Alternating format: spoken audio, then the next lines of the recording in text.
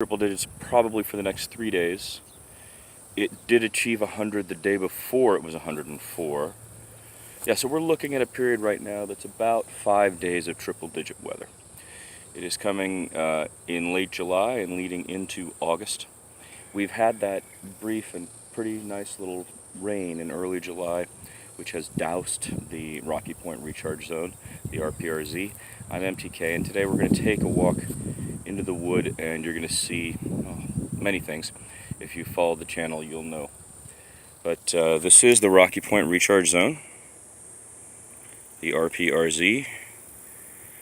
This is a recharge zone that feeds the Edwards Aquifer, which is below us, which serves all of the San Antonio area, South Texas.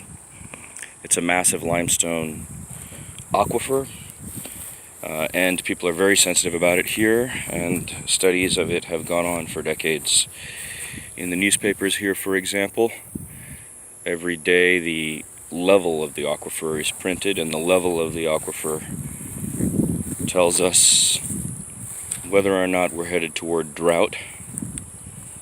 So a stage 2 drought could happen at 645 or 688 or something like that feet. You can see our pools now are empty and quite dry.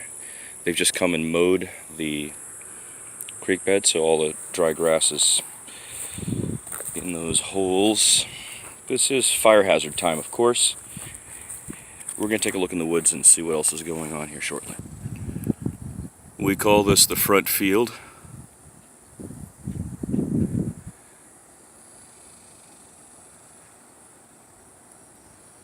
Which leads us to the banks of the creek bed. This creek bed, of course, is a drainage ditch that serves all of the parking lots for massive box stores like Walmart, Home Depot, and HEB are on the three corners of where the road just past that glen reaches Interstate Highway 10. And their parking lots are all designed so gravity will pull the water down, or reserve it when necessary, and push it into this drainage system. And all of this is quite new. The widening of I-10 here and the widening of De Zavala has all happened within the last 5 years. If you go to the About page of rprz.org, you can see in specific detail, because when that work was being done, I was filming it as well. Now, I'm MTK, and if you look at our videos, you can see how this drainage into this area has continued over time. It has resulted in a lot of new organisms, a lush ecosystem, I would say, and I have tried to document that here at rprz.org, the Rocky Point Recharge Zone. This is the wood. Now, one of the problems with the current system of drainage is it just takes all that garbage that people throw out of their windows or just toss anywhere in the parking lots of HEB, Walmart, or Home Depot, and it just, shoves them all into this creek bed. Not even a landfill. This is our point where we usually check to see whether the water is running. If we have flash flooding or heavy rain, this will be consistently flowing. This will be from bank to bank sides. The whole thing will be full.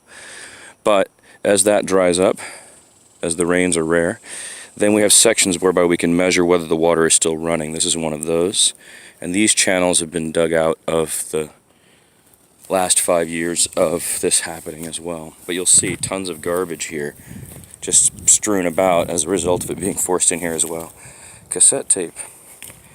There was an artist in the old days who would find cassette tape like that, clean it up and play it back and take a picture of the place where he found it. I remember. Alright, a little more in a minute.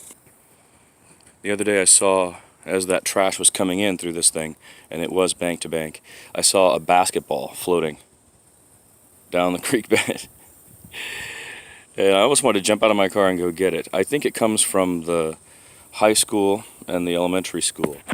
I went to high school and elementary school just up the road here in the 1970s and 80s. That's Lock Hill and Clark High.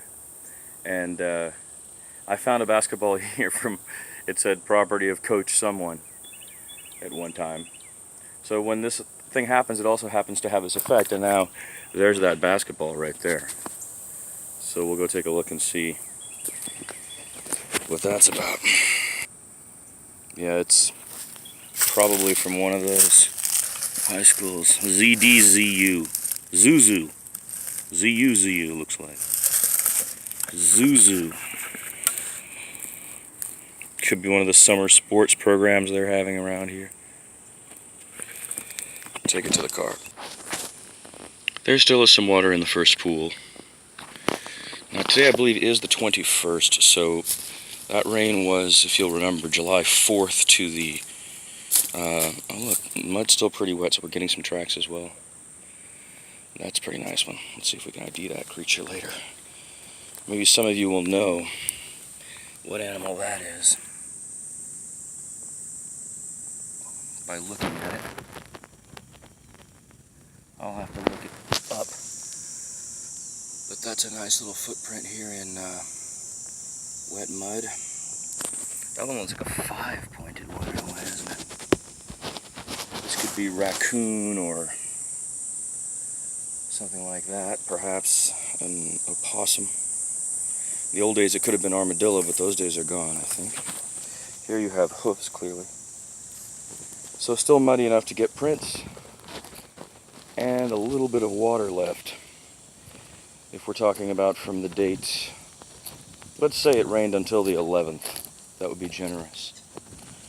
And here it is, the 21st, 10 days later, and the first pool is mostly dried up. And you can see clearly there's nothing running. That side stays longer, as we've noticed before. And there's a tremendous amount of trash, plastic, and garbage in the field that has been brought here by the, look at that, a whole bin there. I've seen that before. That won't degrade, my friends. Now it seems to me that's the property of one of those stores. Is that a Walmart bin? I feel like they should be involved here in the discussion. These local businesses who are quite happy about the flash flooding not affecting their parking lots, so people can bring expensive cars there and park and go inside when it's raining without worrying about their cars. A direct outcome of this process seems to be the dumping of just a tremendous amount of garbage and plastic and just detritus. It looks like a constant post-flood situation here. So there's accumulation here that's been here for some time. I'm MTK, this is the RPRZ, the Rocky Point Recharge Zone. We're taking a walk into the woods today, which we don't do very often, because we want to take a look at where the water is now, knowing that in about, I don't know, 6 weeks' time, we're probably not going to see rain during that time, and all water will be gone from here. Cicadas are out. They've been out early this year.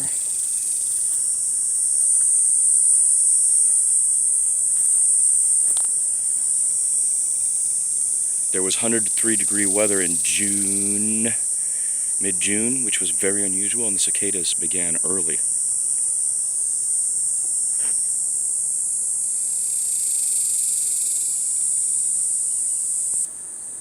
This is the 100-year floodplain that we're walking through, and the city's responsibility to clean it, they have been starting to address the end that's, you know, where we go walking usually, that's, you know, seen by people, anybody who passes through there. But I don't see them coming back here. And as I said, a lot of this material and junk and garbage has been here for longer than even now. It's becoming a landfill in a strange way, but that is not the way we should be disposing of the garbage, and it's not how to treat this stretch of the Rocky Point recharge zone, or rather the recharge zone that feeds the Edwards Aquifer. Looks like the second pond is empty. Now, there was a heron here at the second pond as recently as a month ago. That was a very exciting day for us. No, it's not dry. Okay, good. There is some water in the second pond. Yeah, looks pretty good. This is the last of the water from the rains we had in the early part of July. This water will be gone by August. As you can see, what I'm calling here the second pond, it has dried up here, but that was all full of water that led back to the first pond and to the drainage area you saw. There's still small minnows and so on here. Tadpole, nice big tadpole. That's what brings the waterfowl. And those waterfowl are new. They have not been here 5 years ago. They did not exist here. So this is the last of the water from the July rains. Another marvelous indicator, this tree.